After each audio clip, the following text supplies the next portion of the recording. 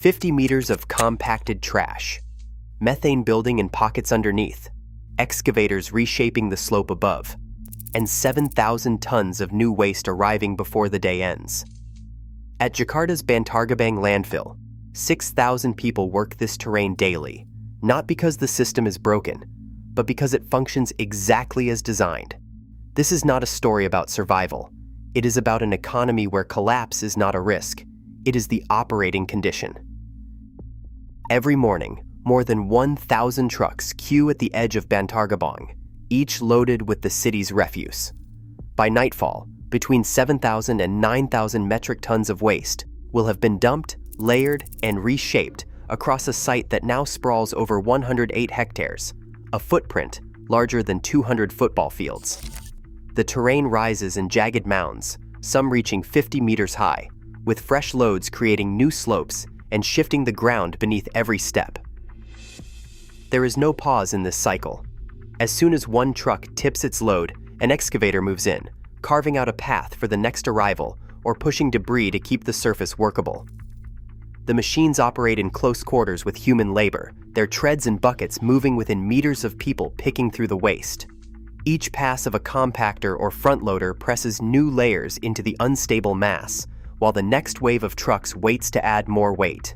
The pace is relentless. Waste is not compacted evenly. Organic matter, plastics, and metals mix in unpredictable layers, leaving pockets of air and soft zones that can give way without warning. The active dumping zones shift daily, expanding or contracting depending on the volume, but the pressure on the terrain never lets up. Workers navigate this constantly evolving landscape, aware that the ground underfoot has been formed by yesterday's loads and will be changed again tomorrow. The presence of heavy machinery is constant. Excavators, bulldozers, and compactors are not background hazards, but part of the daily workflow. The system is designed for throughput, not safety. Every new ton of garbage increases the load, reshapes the slope, and raises the odds that something beneath will move. This is not a static mountain of trash. It's a living, shifting mass, engineered for continuous intake. The scale and machinery set the parameters. Instability is built in, and risk is distributed across every meter of ground where people work. Methane and hydrogen sulfide hang in the air above the active dumping zones, invisible but ever present.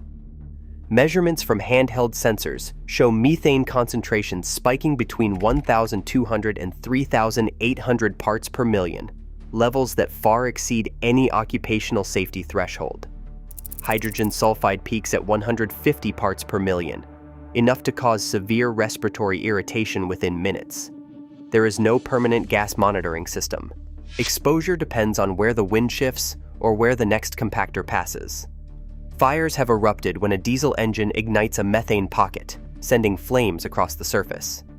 In other moments, workers report sudden dizziness or burning throats, symptoms that fade only after leaving the zone. Physical hazards cut just as deep. Broken glass, twisted metal, and discarded medical waste are mixed throughout every load. Few workers own gloves, most dig bare-handed, risking cuts that can turn septic in the heat and humidity.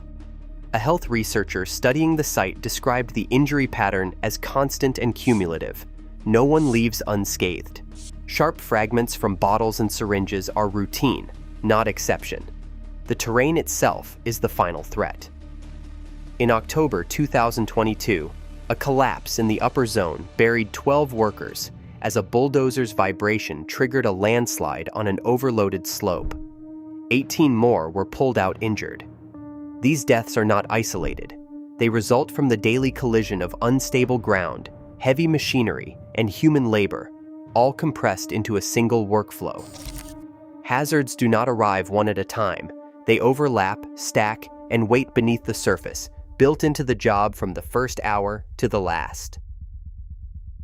At first light, Andy joins a line at the gatehouse, where the day's work begins with a badge and a nod from the zone boss. Each badge color directs him to a specific sector: plastics, metals, electronics, or compost. The badge isn't a guarantee of safety, only access. He heads for the upper zone, where overnight dumping has left a fresh ridge of loosely packed plastics. The higher the mound, the greater the risk, but the yield is better here. The ground is soft, and every step tests whether the surface will hold. Andy's tools are simple: a metal spike for breaking apart compacted layers, a long wooden pole for raking, and a battered wicker basket strapped across his back. Gloves are rare. Most hands are bare. He starts with raking, pulling away the top layer to expose PET bottles and aluminum cans. By mid-morning, he's filled the basket twice, sorting as he goes: clear PET in one pile, colored plastics in another. Middlemen circulate, watching output and offering quick loans for tools or baskets, always with a 10% cut from whatever Andy sells. Some pickers owe the boss for last week's gloves or a borrowed cart, locking them into a cycle that's hard to break. Near the excavator, the risk and reward both climb. The operator and pickers work in a loose choreography. As the bucket carves a channel, Andy darts in to grab exposed copper wire or a tangle of cables. Copper means crawling deeper into the mound, where the waste is denser and the air is thick with methane. A single day might yield 100 kilograms of plastics and 15 kilograms of metal, if luck holds, and no collapse interrupts the work. Each load is hauled to a makeshift scale, weighed and logged by the middleman. Payment is cash, minus commission, handed out before dusk. The process repeats, zone by zone, hazard by hazard, until the last truck leaves and the ground settles for the night. A handwritten price table taped to the middleman's shack spells out the day's rates. Clear PT bottles fetch 5,300 rupiah per kilogram, colored plastics a little less, and copper wire towers above them all at 192,000 rupiah per kilogram. Every picker knows these numbers by heart. The price sheet is more than a market update. It is a map of risk and reward. The closer a picker works to the heavy machinery, or the deeper they dig into the unstable face, the higher the odds of finding copper, the most valuable target in the landfill. The system runs on cash. Each load is weighed on battered mechanical scales, the numbers logged in a spiral notebook, and payment is made on the spot. No contracts, no payroll, no insurance, just a fistful of bills at the end of the day, minus the middleman's 10% cut. The piece rate structure creates a sharp earnings ladder. Most pickers clear 5 to 12 million rupiah a month, enough to outpace rural day labor, but not enough to match the security of a factory job. But at the top, the numbers break the curve. Andy, one of the high performers, moves fast and takes the biggest risks. He pulls in between 20 and 30 million rupiah a month, double or triple the average factory wage in Jakarta. That is the difference between scraping by and supporting an extended family. The incentive is direct and immediate. Every extra kilogram of PT or copper means more cash in hand, and every minute spent in the most hazardous zones is a calculated bet on the day's payout. The system is designed for throughput, not protection. Pickers who want to climb the earnings ladder must accept that the highest returns are found where the ground is least stable, the air is thickest with gas, and the next collapse is only a matter of time. In this economy, risk is not a side effect. It is the price of entry. In 2016, Jakarta's sanitation planners put forward a mechanization blueprint with a price tag of 1.2 trillion rupiah, enough to install 3 automated sorting lines, each designed to replace hundreds of manual pickers with conveyor belts and optical scanners. But only a single pilot was ever built, handling about 10% of the daily waste. The rest of the plan stalled under budget constraints and political pushback. A city engineer described the outcome bluntly. Labor is cheap and flexible. Machines are expensive and break down. The capital outlay for automation dwarfs the cost of manual labor, especially when health fallout is pushed off the balance sheet. For the average picker family, annual medical expenses linked to landfill exposure reach 2.8 million rupiah, roughly 15% of yearly income. These costs are absorbed by households and public clinics, not by the operators or the city. The system endures because the price of risk is paid elsewhere. Jakarta's waste output has climbed from 0.68 kilograms per person per day in 2015 to 0.78 kilograms today.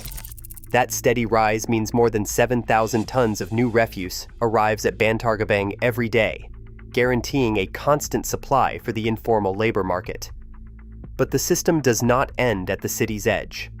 Much of the plastic and metal extracted from these mounds is channeled into export streams, linking the daily grind of waste picking to global commodity demand.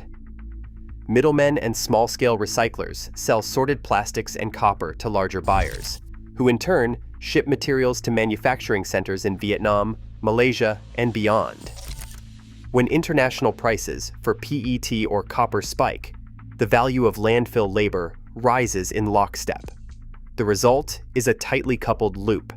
Rising urban consumption feeds the landfill feeds the export market, and the export market keeps the risk-reward equation attractive enough for the system to endure.